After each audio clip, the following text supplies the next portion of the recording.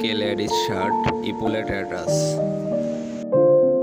আপনারা দেখতে পাচ্ছেন একজন অপারেটর শোল্ডারে ইপুলেট অ্যাটাচ করছে। ইপুলেট অ্যাটাচ করার আগে প্রথমে দুইটা ট্রাক দিয়ে নিতেছে, অর্থাৎ এখানে দুইটা পার্ট আছে, পার্ট দুইটা ক্লোজ করে নেওয়ার পরে ইপুলেট অ্যাটাচ করছে।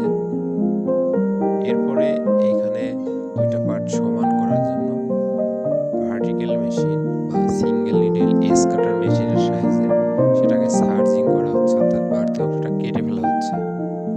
এই দুইটা প্রসেস একটি মেশিনের সাহায্যে একই সঙ্গে ইপুলেট অ্যাটাচ এবং আর্মহোল বা শোল্ডার সার্জিং কিভাবে করা যায় পরবর্তী ভিডিও, অর্থাৎ এই ভিডিওর শেষে আপনাদের দেখাবো। ভিডিওটি দেখতে থাকুন যে কিভাবে আমরা প্রসেস ডেভেলপমেন্ট করে একটি মেশিনের সাহায্যে এই দুইটা প্রসেস করা যায় সেটা দেখাচ্ছি।